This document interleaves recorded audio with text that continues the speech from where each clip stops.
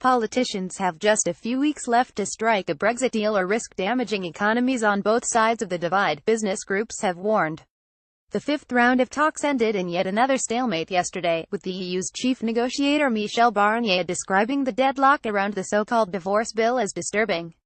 Barnier said a breakthrough was within our grasp within the next 2 months, but not in time for the next meeting of the European Council next week.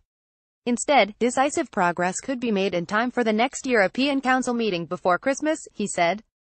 Barnier's words sent the pound falling more than 0.5% against the euro and dollar, as the prospect of a no-deal appeared to grip markets. Brexit Secretary David Davis was more upbeat, as he has been throughout the process, although even he acknowledged there was no way around the impasse currently. Of the thorny divorce bill, Davis said there had been a rigorous examination of the technical detail where we need to reach a shared view.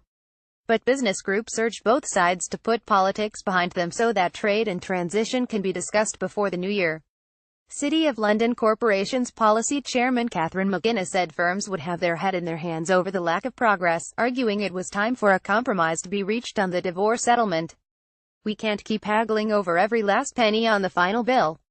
In the long run, this may cost us more than we gain if it takes so long that businesses have had to move unnecessarily because of the uncertainty, she said.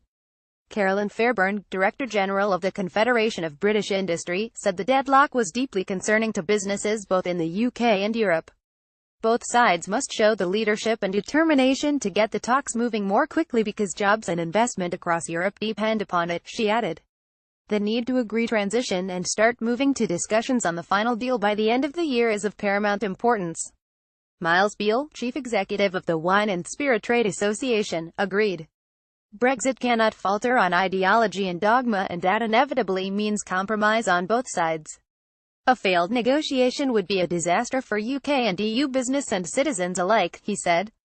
Terry Scuole, Chief Executive of Manufacturers Trade Body EF, said the ball was in Brussels' court. The EU Council must show leadership next week and build on the Prime Minister's constructive approach set out in her speech in Florence and move quickly to protect our collective economic interests, he added.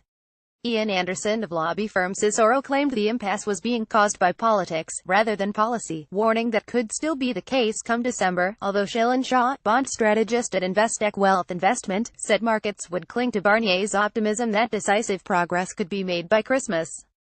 Federation of Small Business FSB boss Mike Cherry agreed some comfort could be taken from the scheduling of further talks before the end of the year, but warned in the event of a no-deal Brexit scenario, proper contingency planning, from the UK government and the EU 27, must accelerate to reduce the detrimental impacts of any cliff-edge exit.